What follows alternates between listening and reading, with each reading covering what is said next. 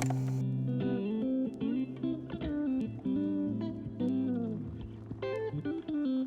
everybody, welcome back to my channel. If you are new here, hello. If you're returning, welcome back. Thank you so much for sticking around.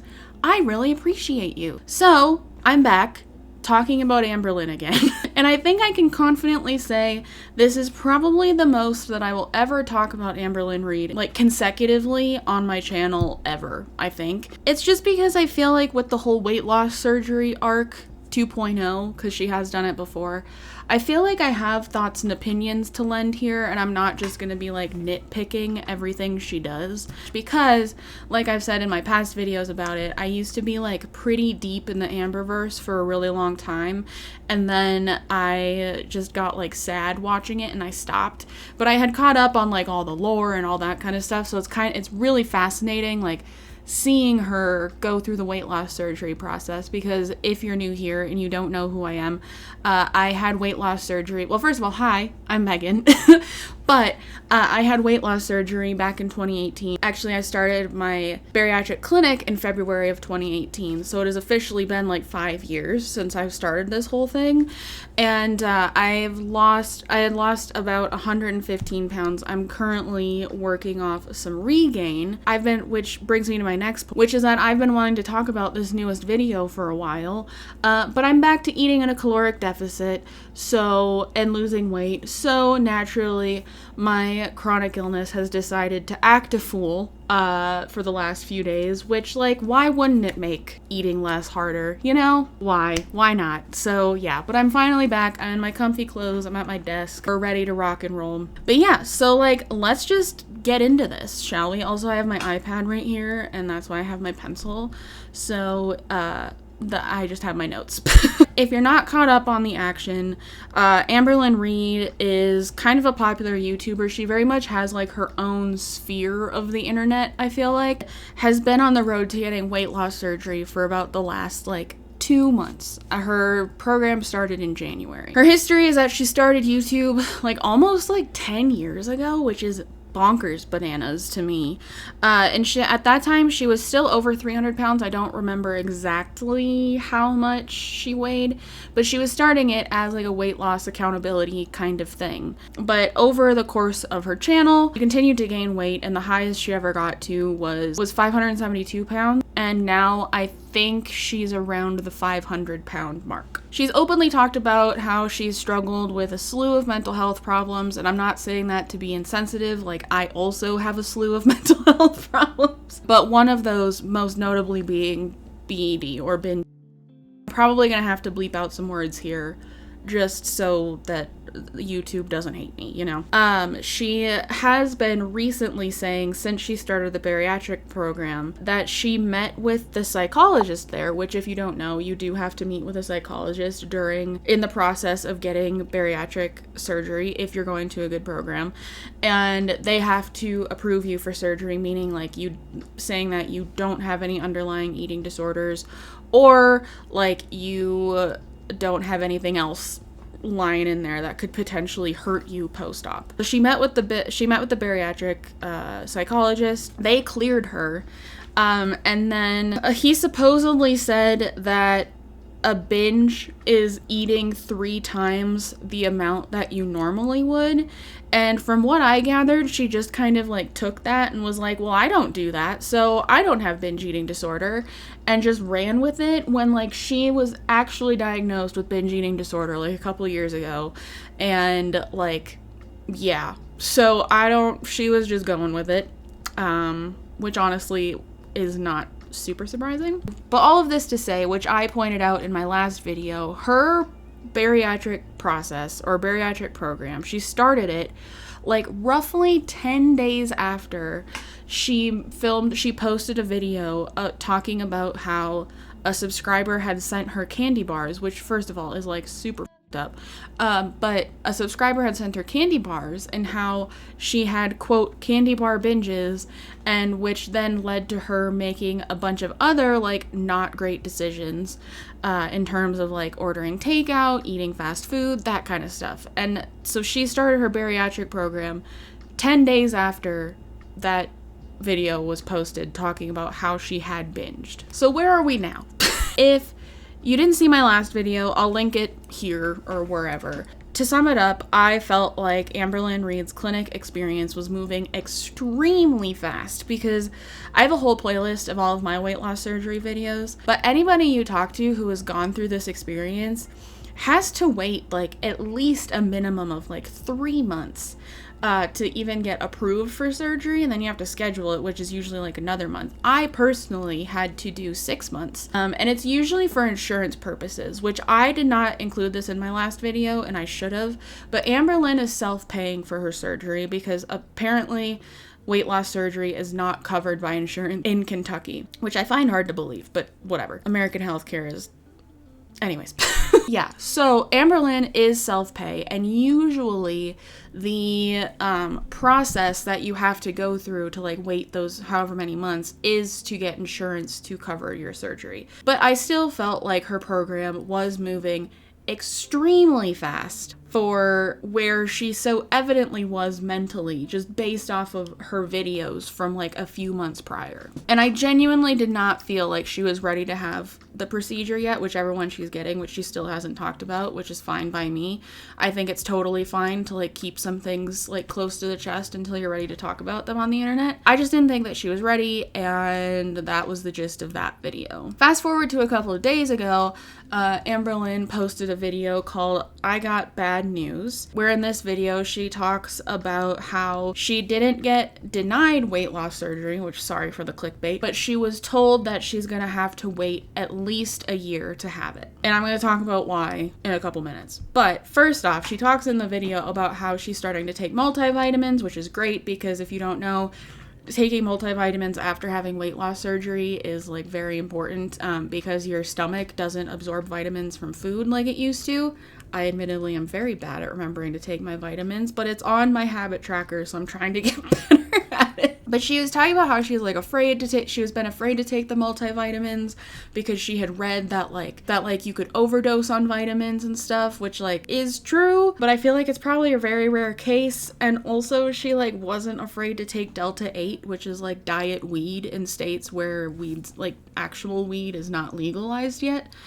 And she even talks about how weird it is in her video, so I was like, okay, whatever, let's move on. But I do think it's good that she is starting to take vitamins because it is a very good habit to form before surgery because it is so important after surgery. She also talked about how she's working on getting an ADHD diagnosis, which as someone, me, who's also like very positive she has undiagnosed ADHD, I've thought Amberlynn showed signs of having ADHD for a really long time. And so I'm happy that she's doing that. I have noticed that ever since I've started treating at least my ADHD like symptoms, whether or not I actually have it, since I've started treating those symptoms, I have noticed a very big difference in my impulse control when it comes to snacking and that kind of stuff, which after a few months of treatment and everything, I do think I'm going to make a video on that, so stay tuned for that. I am not a medical professional. I went to art school, so don't at me.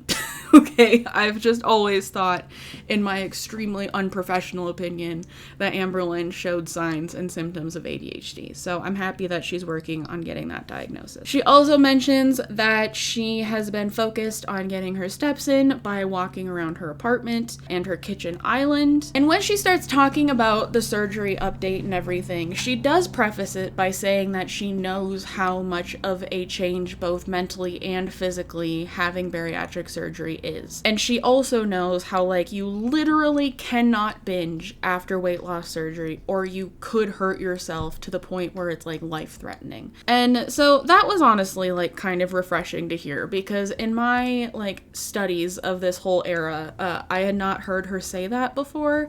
But as any of you who have even kind of been in the Amberverse know, she kind of has a habit of just like saying things, so whether or not she actually means it is another thing, but I was happy to hear it nonetheless. She states that she's been honest with all of her bariatric staff about how she had been diagnosed with binge eating disorder in the past, and so that was good to hear too. Again, if she actually did that is another thing, but I'm just taking it as she's saying it, so Yeah. She says that when she met with the bariatric psychologist that he was able to see that she was, quote, past that point in her life because she'd seen a psychologist addressing it for the past year beforehand, and how she had made big steps in her recovery. Now she just claims that she overeats and she doesn't binge.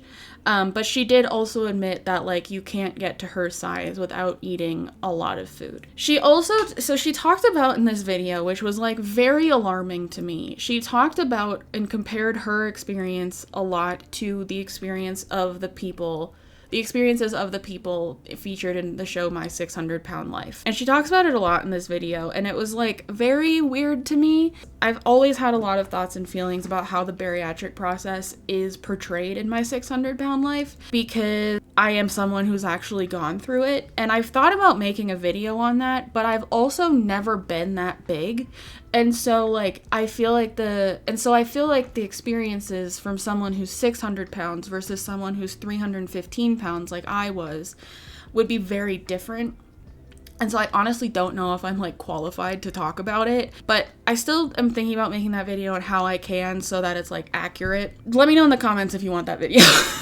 Anyways, comparing the real world bariatric experience to that of what is portrayed in My 600-Pound Life is, like, the first thing in this video that showed me how much Amberlynn is not ready for surgery and how much she doesn't know about surgery and how it'll affect her for the rest of her life. Everything on that TV show is sensationalized and possibly even rushed for the sake of TV, which would mean that things are skipped, very important steps are skipped, and things are overlooked. And now we even have past people who have been featured on that show coming out and talking about how awful their experience was and the lack of psychological treatment that they received post-op, which is, like, crucial. But to the show's credit, I have also seen Dr. Now, like, absolutely push people's surgeries back because of the amount of psychological work that he feels that they still need to do. I genuinely think all Amberlynn knows about weight loss surgery is coming from My 600-Pound Life,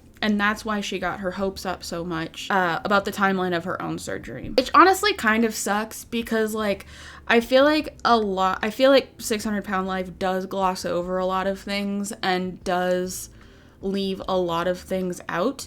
And so, like, I feel like that could get a lot of people to get their hopes up about how the experience actually works. And so that it's kind of shitty. Like, honestly, yeah, like, having that unrealistic of a portrayal of weight loss surgery is kind of shitty. They really do leave a lot of stuff out, whether or not the patients do it off camera.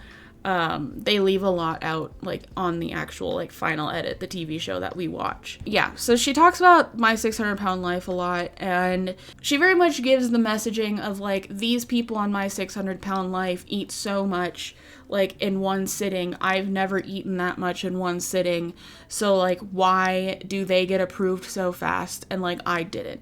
That kind of vibe. And so that's why I felt bad a little bit, because My 600-Pound Life is very unrealistic, in my opinion. When she starts talking about the bariatric surgery part of it, after talking about My 600-Pound Life, she calls the treatment that she's gotten unfair, which the treatment being she now has to wait a year for her surgery. She says she hasn't, quote, binged since December, so, like, 3 months ago. And she says she's been doing good and losing weight, which is great. That's, like, the ultimate goal. But basically, the registered dietitian in her program said that if she wants to get weight loss surgery with their program, that she has to go a full year without binging. And it sounds like even though psych approved her in her clinic, that the dietitian also does, which I'm pretty sure my dietitian in my clinic also had to approve me, so, like, that checks out. The whole time she was talking about this, I was just like, obviously, like, this makes a lot of sense. Also, she'd been told something similar in the past. And she said that she had a breakdown in front of the dietitian after the dietitian told her this, and which I can kind of understand, because she absolutely did get her hopes up, because she said that she was hoping to have her surgery before summer or during summer of this year. She talks about how, like, this is another obstacle in her life and how she feels like she's always meeting these kinds of roadblocks in her weight loss journeys. She also talks about how the last time she started the process for weight loss surgery, which I think was like a year ago or 2 years ago, the psychologist at that program then told her that she couldn't get surgery for 2 years because of all the psychological work she'd have to do beforehand. But she says how she eventually gave up with that program. And she also mentions how she feels like a failure because of this, which I could also understand. And like, I was watching it and I was kind of empathizing with her a little bit because I could understand that frustration. Like, if you have your hopes up and whatever, and you're going through the motions and all that kind of stuff, you do get your hope. You could get your hopes up. Then this clip happened. Knowing that no matter how much work I do now, it's not going to matter. It's not going to matter. All the tests I did, it doesn't matter. And it just, I don't know, it's just like disheartening and it hurts. And I feel myself wanting to slip into bad routine. I feel like I don't know what to do with myself. What do I do for this year? I just feel like everything was just kind of ripped away from me. And if that's because I got my hopes up, fine. But that's the only reason why I got my hopes up is because I was doing so well. I was doing so good. I was making the appointments. I was getting the tests done. I was putting the work in. I was exercising.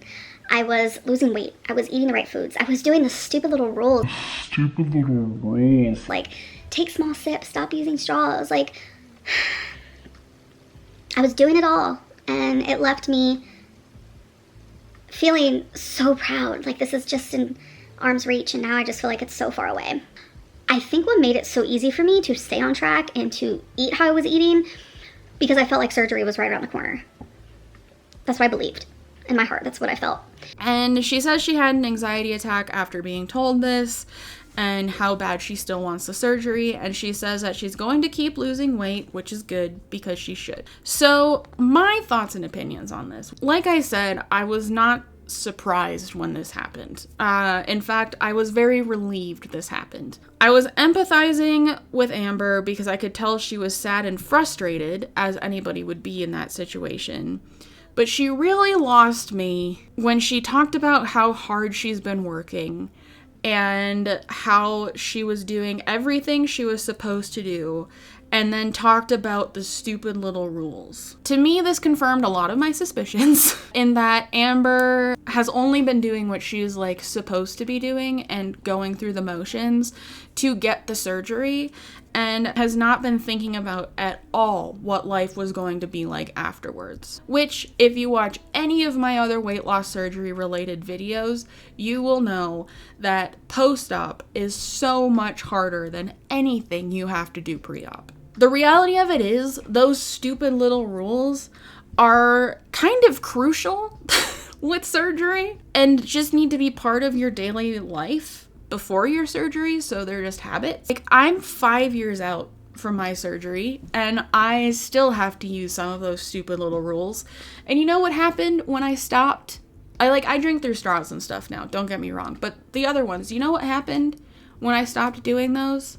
I gained weight, okay? So now that I'm actively trying to lose weight again, I am having to go back to some of them to lose the regain. And such as eating my protein first, then my vegetables, then my carbs. That's something they teach you in almost every program, and Amberlynn has talked about in past videos. This whole video just proved to me how, like I said before, how not ready Amberlynn is for surgery mentally. Do I still think it's the best option for her? Yes. Right now, absolutely not. The thing is if you feel like you are so different than you were 2 to 3 months ago when you started, that waiting another 9 months to make sure that you are mentally ready for this change based on your past should not feel like that long of a time. It should just be seen as okay, I'm just going to keep doing what I have been doing. I'm going to keep losing weight, and then I'll eventually get the surgery that I've been working so hard for. I get that having someone tell you that you literally cannot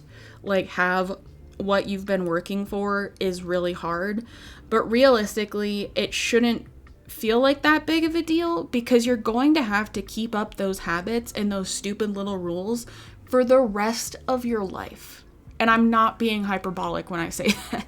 Amberlynn talks in her video about how this just leaves more time for her to slip up and fall back into bad habits. She even talks about how she's wanting to fall back into bad habits because of this. And that is, in my opinion, precisely why she's being told she has to wait in the first place. I will never, ever, ever diminish someone's work or progress, but the way Amber talks about what she has been doing over the course of her time in the programs also lets me know how not ready she is for this. The reality is that she has been doing these things and making these changes for a maximum of 2 months. While I definitely think that little victories are important and should be celebrated, I also think that she has to get real.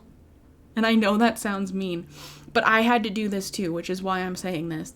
She has to get real and realize that it is so important that these things she's talking about as if they've been so hard, she has to get to the point where they just become a way of life before surgery. The point where you don't even think about them and you don't even realize how hard they are. Will it ebb and flow? Yeah, but for the most part, it should be, in my opinion, just part of your life before you go and have 80% of your stomach removed at a minimum. Because I will be the first to tell you that a whole new can of worms is opened after you have surgery, apart from just incorporating healthier habits into your life. And I was actually rewatching a video that she posted about she was crying about how she was nervous for surgery, which valid, but in that video she talks about how she doesn't know what she's gonna do outside of the identity of being a 450, 500 pound woman. And that is something that I really had to work through as well, because I had been overweight, super overweight my whole life. And so the fact that I was potentially, hopefully not going to be that way in a pretty short amount of time was a lot. And so you have to be ready to take on these things and not be able to use food as a crutch. So I think making her wait a year is absolutely the right thing for the bariatric clinic to do. And I also feel like most clinics can spot people who just expect to have it handed to them a mile away. And so I would not be surprised if this is the case with her, especially because she is self-pay. And in my last video, people were commenting saying how that can expedite the process quite a bit. So I'm really happy that they told her that she has to wait. Because I'm really not trying to be mean here, but I feel like this whole video was just giving huge pity party vibes because Amberlynn is self-paying for her surgery. I think, like I said, I think she just expected to go in, check things off the list, have surgery handed to her, and that it was going to be smooth sailing after that. When really, no matter how you're going about paying for your surgery, it is so much more than that. I think if she would have just gotten it handed to her, it would have been absolutely detrimental to both her physical and her mental health. And again, I am really, really, really not trying to be mean, but if she was doing everything she says she's doing, meaning applying herself fully, making healthier decisions when it comes to what she's eating, exercising the amount that she should be, I just feel like the weight would be coming off a lot quicker. And it came off quick for me when I was 315 pounds. And so I feel like it would be coming off quicker for her as someone who started above 500 pounds. That's just my opinion. I'm just saying I have a hard time believing that she truly is applying herself in the ways that she should be, again, before having 80% of her stomach cut off, because I think she's lost something 20 pounds or something like that. I just feel like she could be losing more. Then again, she does have lipedema, so I don't know, but that's just my opinion. I think making her weight was the best thing that could have happened to her, whether or not she sees that now, for her long-term success after surgery. She did upload a new vlog today as I'm filming this, March 2nd, talking about how she's not going to be oversharing about her weight loss surgery journey anymore because she didn't understand how anybody could have anything negative to say about her last video, which is the one that I just talked about, which is like, whatever. Do what you have to do, honestly. But yeah, that's all I have to say about this. Let me know what you think down below in the comments, what you think, because I am curious. I really hope this doesn't deter Amber from getting surgery, because I do think she needs it, but like, given her past track record, I don't really have high hopes. And at the end of the day, like, she can keep working to get surgery a year from now and get it and keep losing weight in the meantime, or she can do nothing and look back a year from now and be like, damn, I could be having my surgery now, but I didn't do what I needed to do. Anyways, yeah, that's all I have to say. Thank you so much for watching. Be kind to yourself, be kind to others, drink your water, take your meds, and I will see you in the next video.